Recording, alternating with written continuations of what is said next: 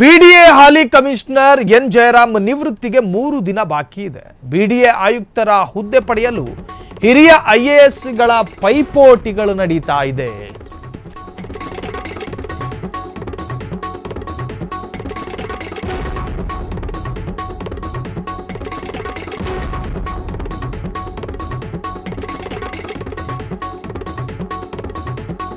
BDA ಆಯುಕ್ತರ ಹುದ್ದೆ ಪಡೆಯಲು ಹಿರಿಯ ಐಎಎಸ್ಗಳ ಪೈಪೋಟಿ ನಡೀತಾ ಇದೆ, ನಾ ಮುಂದು ತಾ ಮುಂದು ಅಂತ. ಇನ್ನು ಆಯುಕ್ತರ ಹುದ್ದೆ ಮೇಲೆ ಸಾಕಷ್ಟು ಜನ ಕಣ್ಣಿಟ್ಕೊಂಡು ಕೂತಿದ್ದಾರೆ. ಈ ಹಿಂದೆ ರಾಮ್ ಪ್ರಸಾದ್, ಮನೋಹರ್, ನವೀನ್ ರಾಜ್ ಸಿಂಗ್, ರಾಜೇಶ್ ಗೌಡ, ಮೋಹನ್ ರಾಜ್ ಅಧಿಕಾರಿಗಳ ಹೆಸರು ಪ್ರಸ್ತಾಪ ಆಗಿತ್ತು. ಆದರೆ ಬಿಡಿಎ ಆಯುಕ್ತರಾಗಿ ರವಿಶಂಕರ್ ನೇಮಕಕ್ಕೆ ಸರ್ಕಾರದ ಒಲವಿತ್ತು. ಬಿಡಿಎ ಹಾಲಿ ಕಮಿಷನರ್ ಎನ್ ಜಯರಾಮ್ ನಿವೃತ್ತಿಗೆ ಅವರು ರಿಟೈರ್ಡ್ ಆಗೋದಕ್ಕೆ ಇನ್ನು 3 ದಿನ ಮಾತ್ರ ಬಾಕಿ ಇದೆ. ಸೊ ಈಗಾಗಲೇ ಆ ಒಂದು ಹುದ್ದೆಗೆ ಸಾಕಷ್ಟು ಜನ ಟವಲ್ ಹಾಕೊಂಡು ಕೂತಿದ್ದಾರೆ. ಬಿಡಿಎ ಆಯುಕ್ತರ ಹುದ್ದೆ ಪಡೆಯಲು ಹಿರಿಯ ಐಎಎಸ್ಗಳು ಕೂಡ ಪೈಪೋಟಿಗೆ ಬಿದ್ದಂಗೆ ಕಾಣ್ತಿದೆ. ಬಿಡಿಎ ಆಯುಕ್ತರ ರೇಸ್ನಲ್ಲಿ ರವಿಶಂಕರ್ ಹೆಸರು ಮುಂಚೂಣಿಯಲ್ಲಿದೆ, ಅಂದರೆ ಆಸ್ಪರೆಂಟ್ನ ಪಟ್ಟಿಯಲ್ಲಿ. ಒಂದೆರಡು ದಿನದಲ್ಲಿ ಸರ್ಕಾರದಿಂದ ಹೊರಬೀಳಲಿದೆ ಅಧಿಕೃತವಾದಂಥ ಆದೇಶ. ಆಯುಕ್ತರ ಹುದ್ದೆ ಮೇಲೆ ಜೆ ಮಂಜುನಾಥ್, ಕರೀಗೌಡ ಕಣ್ಣಿಟ್ಕೊಂಡು ಕೂತಿದ್ದಾರೆ. ನನಗೆ ಸಿಕ್ಕಿದ್ರೆ ಆದೀತು ಅಂತ. ಈ ಹಿಂದೆ ರಾಮ್ ಪ್ರಸಾದ್, ಮನೋಹರ್, ನವೀನ್ ರಾಜ್ ಸಿಂಗ್, ರಾಜೇಶ್ ಗೌಡ, ಮೋಹನ್ ರಾಜ್ ಈ ಅಧಿಕಾರಿಗಳ ಹೆಸರು ಪ್ರಸ್ತಾಪ ಆಗಿತ್ತು. ಬಿಡಿಎ ಆಯುಕ್ತರಾಗಿ ರವಿಶಂಕರ್ ನೇಮಕಕ್ಕೆ ಸರ್ಕಾರ ಒಲವನ್ನು ತೋರಿತ್ತು. ಅದರ ಆಧಾರದಲ್ಲಿ ಆಯ್ಕೆ ಕೂಡ ಆಯಿತು. ಬಿಡಿಎ ಹಾಲಿ ಕಮಿಷನರ್ ಎನ್ ಜಯರಾಮ್ ನಿವೃತ್ತಿ. ಈಗ ಅವರ ನಿವೃತ್ತಿಗೆ 3 ದಿನ ಬಾಕಿ ಇದೆ.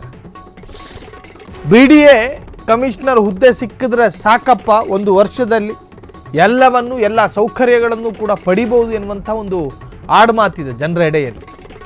ಬಿಡಿಎ ಹುದ್ದೆ ಅಂದರೆ ಒಂದು ತರಹದ ಖಜಾನೆಯ ಕೈಗೆ ಸಿಗ್ದಂಗೆ ಅನ್ನೋ ಥರ ಜನ ಮಾತನಾಡ್ತಾರೆ. ಇದು ನಾವು ಹೇಳ್ತಾ ಇರೋದಲ್ಲ.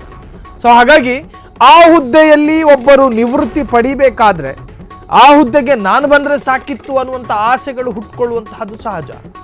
ಆ ಹುದ್ದೆಗೆ ಯಾವ ಮಾನದಂಡದ ಸ್ಥಾನಮಾನಗಳನ್ನು ಇಟ್ಕೊಂಡಿರ್ತಾರೆ ನೋಡಿ, ಅವರುಗಳಿಗೆ ಆ ತರಹದ ಆಸೆಗಳು ಬರೋದು ಸಹಜ.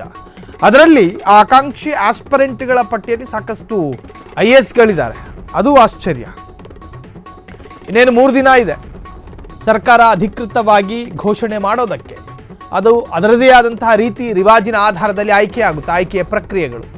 ಸೊ ಬಿಡಿಎ ಆಯುಕ್ತರ ನಿವೃತ್ತಿಯ ಬಳಿಕ ಯಾರು ಮುಂದಿನ ಆಯುಕ್ತರು, ಬಿಡಿಎ ಆಯುಕ್ತರು ಎನ್ನುವಂತಹದ್ದೇ ಅತ್ಯಂತ ಕೌತುಕ.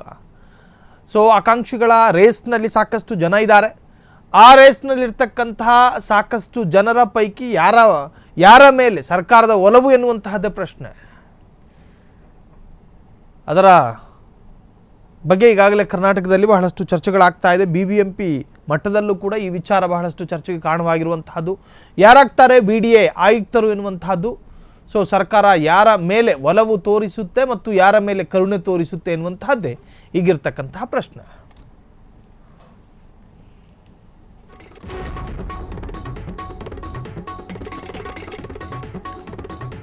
ಸೊ ಆಯುಕ್ತರ ಹುದ್ದೆಗೂ ಕೂಡ ಕೌಂಟ್ಡೌನ್ ಶುರುವಾಗಿದೆ. ಇನ್ನೇನೋ 3 ದಿನದಲ್ಲಿ ಈ ಹಿಂದೆ ಇದ್ದಂತಹ ಹಾಲಿ ಆಯುಕ್ತರು ರಾಜೀನಾಮೆ ಸಲ್ಲಿಸಬೇಕಾಗುತ್ತೆ. ಬಿಕಾಸ್ ಅವರು ನಿವೃತ್ತಿ ಪಡೆಯುವಂತಹ ಸಂದರ್ಭದಲ್ಲಿ, ಅಂದರೆ ಅವರು ನಿವೃತ್ತಿ ಪಡೀತಾರೆ. ಸೊ ಅಂತಹ ಸಂದರ್ಭದಲ್ಲಿ ಹೊಸ ಆಯ್ಕೆಗಳಿರ್ತವೆ, ನೇಮಕಗಳು ಇರ್ತವೆ. ಆ ನೇಮಕದ ವಿಚಾರಕ್ಕೆ ಸಂಬಂಧಪಟ್ಟ ಹಾಗೆ ಸಾಕಷ್ಟು ಜನ ರೇಸ್ನಲ್ಲಿದ್ದಾರೆ. IAS ಅಧಿಕಾರಿಗಳು, ಬೇರೆ ಬೇರೆ ಕ್ಷೇತ್ರದಲ್ಲಿ ಗುರುತಿಸಿಕೊಂಡವರು ಎಲ್ಲರೂ ಕೂಡ ಆ ರೇಸ್ನಲ್ಲಿ ಇರೋದ್ರಿಂದಾಗಿ ಯಾರ ಹೆಸರು ಫೈನಲ್ ಆಗುತ್ತೆ ಮತ್ತು ಯಾರ ಪರ ಸರ್ಕಾರದ ಒಲವು ಎನ್ನುವಂತಹದ್ದು ಈಗ ಒಂದು ರೀತಿ ಅಧಿಕಾರಿ ವಲಯಗಳಲ್ಲಿ ಚರ್ಚೆ ಆಗ್ತಾ ಇರುವಂತಹದ್ದು. ಸೊ ಇಷ್ಟು ಜನ ಆಸ್ಪರೆಂಟ್ಗಳಲ್ಲಿ ಯಾರಿಗೆ ಒಲಿಯುತ್ತೆ ಬಿಡಿಎ ಆಯುಕ್ತ ಪದವಿ ಎನ್ನುವಂತಹದ್ದು ಬಹಳಷ್ಟು ಚರ್ಚೆಗಳಾಗ್ತಾ ಇದೆ.